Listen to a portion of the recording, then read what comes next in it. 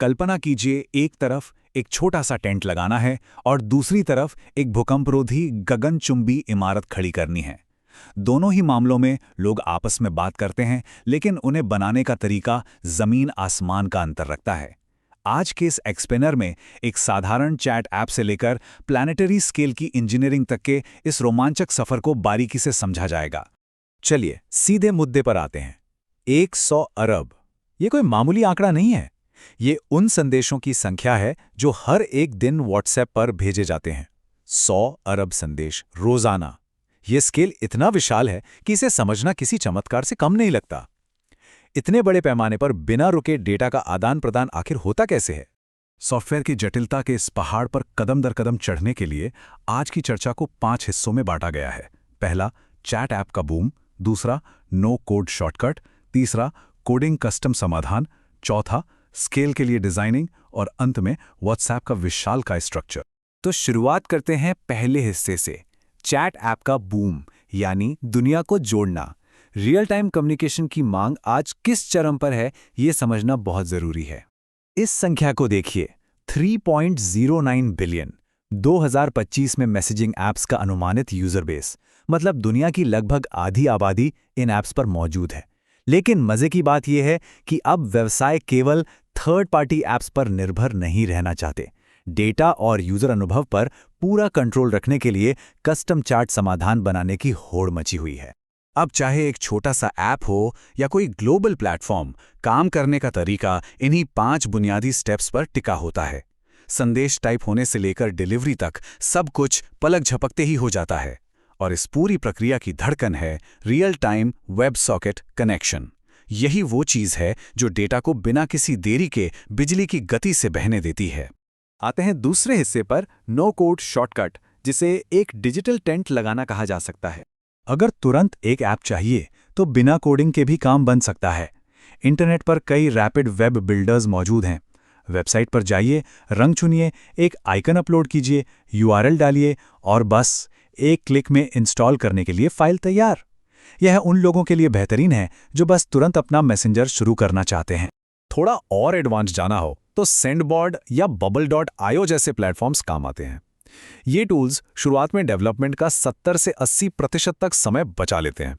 लेकिन असली पेंच यहाँ है, जब यूजर बेस बढ़ने लगता है तो इन्हें स्केल करने की लागत कस्टम निर्मित समाधानों की तुलना में 2 से 3 गुना तक बढ़ जाती है। इसीलिए अब बढ़ते हैं तीसरे हिस्से की ओर, कोडिंग कस्टम समाधान, यानी एक मजबूत घर बनाना। जब वो नो कोड वाला टेंट हवा में उड़ने का डर हो तो एक पक्का घर बनाना ही पड़ता है। एक कस्टम एंड्रॉयड चैट ऐप के लिए मजबूत नींव चाहिए। एंड्रॉयड स्टूडियो के अंदर कॉटलिन भाषा का इस्तेमाल किया जाता है। साथ ही विकास को तेज करने के लिए मिररफ्लाई जैसे थर्ड पार्टी चैट एसडीकेस जोड़े जाते हैं। ये एक ऐसा लो कोड तरीका है जो पूरी तरह से नेटिव परफॉर्मेंस और जबरदस्त कस्टमाइजेशन देता है। फ्रंट एंड के बाद बैक एंड की बारी आती है।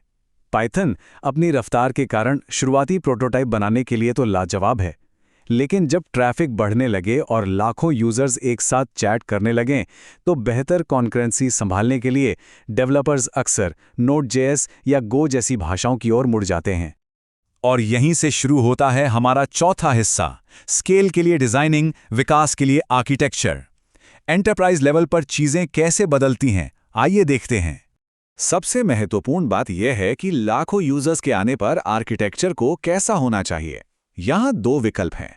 पहला, मोनोलिथिक, जो सरल है, सब कुछ एक ही जगह होता है लेकिन स्केल करना मुश्किल है।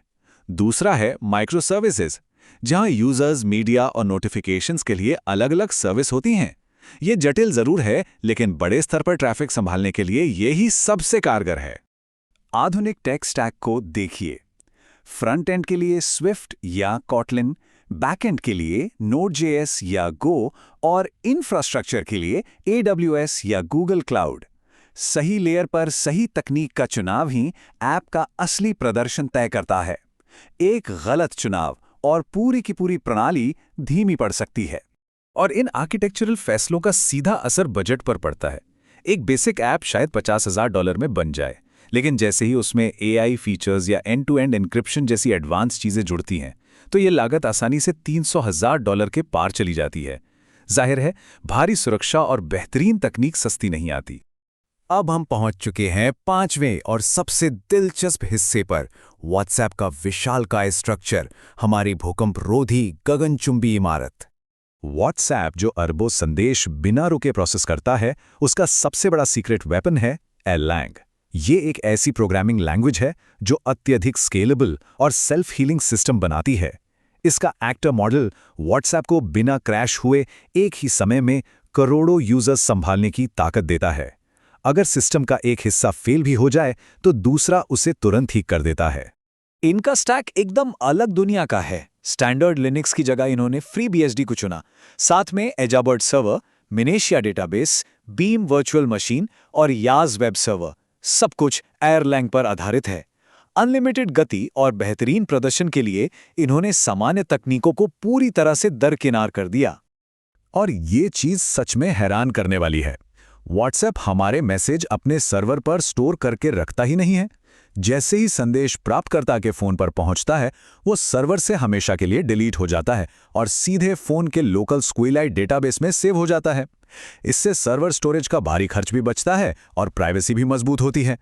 प्राइवेसी की बात चली है तो बता दें कि व्हाट्सएप सिग्नल प्रोटोकॉल का उपयोग करता है।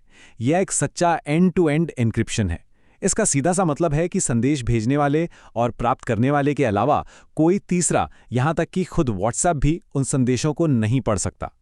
गोपनीयता को डिजाइन के स्तर पर ही एकदम सुरक्षित कर दिया गया है।